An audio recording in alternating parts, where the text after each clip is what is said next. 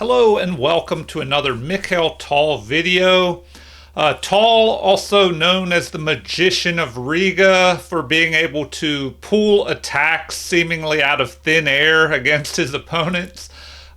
He was the 8th world chess champion from 1960 to 61. So today we have a game where Tal has the black pieces. He's playing against another, master, Igor Glek here. And the game, also, this game was played in 1955 when Tal was about 19 years old.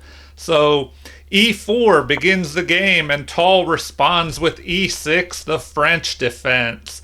So with this French defense, you push this pawn here with the idea of pushing the other one forward and attacking the e pawn. So his opponent, because Tal let him place both pawns in the center here, controlling valuable real estate, he takes the center, and Tal fights back in the center, attacking this e pawn. And so knight to d2 is played. It does block the bishop, but it protects this pawn. And it, instead of moving here to c3 to protect the pawn, you play knight to d2, and it prevents this c pawn from being blocked in, because in the French defense, a lot of times they'll attack here, and then you can just push this pawn forward to defend. So the game continues with knight adding pressure along with this pawn. So what does Tal's opponent do? He advances here. So this gains space in the center, chases this knight away, so the knight retreats back, and now Tal's opponent presses forward with f4, further fortifying the center, gaining space on the king side, and now the knight could develop here and not block in the f pawn. And if you're worried about this diagonal aimed at the king, if the queen landed here, of course, this pawn could just push forward and attack and block. So we have this standard c pawn push here to c5, putting pressure on the central pawn. And this move is able to be played as the knight has landed on d2 instead of c3 earlier. And now that pawn is fortified. So what does Tal do next here? He just adds more pressure to this pawn. So his opponent responds, and we see the game is revolving around this important central pawn, with the c pawn attacking the d pawn, the knight adding pressure, and for the moment, knight and pawn defend. So what does Tal do next? He decides to attack in the center here with his f-pawn, trying to break apart this strong central formation that white has here. And so also you'll notice in the French defense, black can end up a little bit cramped in his position. So by attacking the center, and pushing this pawn forward, he might have play down the f file in the future, and he tries to break things up and give his pieces a little bit of room. So b3 is played. So this move gives the bishop, this dark squared bishop, which is blocked by its own knight, a little bit of room to maybe go here. And if the pawns are exchanged, the bishop could exchange off, getting rid of black's bad bishop, which is on the same color squares as these central pawns, and trading it for Tal's good bishop. So let's see what happens here. We have an exchange in the center, more exchanges of the pawns, and so the central pawn formation is set here with white's pawns aiming towards this king side, and so white will try and attack on the king side. Tal's pawns aiming down towards the queen side, so maybe indicating that Tal will attack on the queen side. So the game continues with knight attacking here. So, what is what is Tall doing here? Is he giving up a knight? Well, no, because after the possible, because it was not taken, but I can show you what would have happened. If he would have captured here, you have this check, forking the king and the knight. So that knight would be able to be recovered. So at the moment, Tall has gained a pawn here. So the game continues with bishop piling up on the knight. And then we have capture, recapture. Because once you're ahead in material, it's usually a good idea to exchange off pieces. And if you're behind in material, you want to exchange off pawns. So Tall is trying to exchange off the pieces and avoid pawn trades, whereas his opponent is trying to exchange off those pawns. So we have bishop developing with check, and now king runs up here to f2, and I don't know, will that be dangerous for the king, or will he be able to escape to safety? So let's see what Tall does.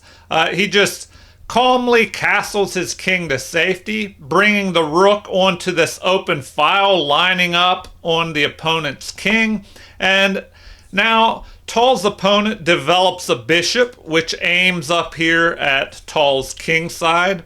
And the game continues with knight developing, attacking the bishop, threatening to knock out the bishop pair, which can be a good strategy if you can get rid of your opponent's bishop pair, especially while maintaining your own. If this trade happens, the light square bishop will be gone, and Tall will have his own light squared bishop to roam around on these light squares, and it'll be harder for his opponent to counter that. So we have g3 being played, giving the king a little room here to sidestep, maybe to g2.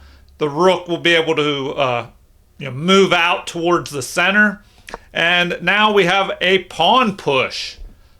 Interesting move here by Tall. He gains space in the center, starts sending that passed pawn forward. So the game continues with bishop being attacked. And now Tall throws the bishop forward, protecting that passed pawn and also attacking his opponent's bishop. So what will his opponent do with this? He exchanges off the bishops, and after recapture, that passed pawn moves further up the board. And now we have bishop blockading the passed pawn and at the same time protecting his own pawn here on b3. So the game continues with, and there was a possibility of a queen exchange here in the center, not now that this bishop has blocked that. And Tall, being a great attacking player, probably the greatest or one of the greatest attacking players in all of chess history, I'm sure he wants to keep the queens on the board to use for the attack. So bishop centralizes, reinforcing this e5 pawn. The game continues with this bishop repositioning, lining up here with rook and bishop on that knight, which is pinned to the king. And there's also a possible queen trade, and the queen is helping guard that knight. So it's looking rather dangerous here for Tall's opponent. So the game continues with rook helping defend the knight. We have an exchange. The rook recaptures. Pieces are being traded off here. The king is thrown up into the center, well, up towards the center of the board, kind of open here. So the queen remaneuvers closer to the king, attacking the unprotected e5 pawn. And from here, the queen can guard this d8 square, potentially allowing the rook to centralize. grabbing an open file, attacking the queen at the same time. So, what will Tall do, or excuse me, what will Tall's opponent do with this? Well, he just sidesteps, guarding the attacked pawn, and the rook grabs the open file. But now the queen, which was also attacking this passed pawn, captures. So now Tall checks his opponent's king, and it looks like he's trying to get an attack here brewing against his opponent. So the king moves over here out of the line of fire. But how long will that last? So now we have rook adding pressure to the central pawn. And the rook is on a nice little outpost here, also protecting the knight at the same time. So the game continues with the king moving up the board here to help defend the pawn along with the queen. But this king is looking, I don't know, like it's hanging out in the wind here with the queen still on the board. Very dangerous for the white king. So the game continues with queen capturing this unprotected pawn on h2. So material is back to +1 for Tall. And after this capture, it looks like that was an inaccuracy. But, the computer preferred rook to d2.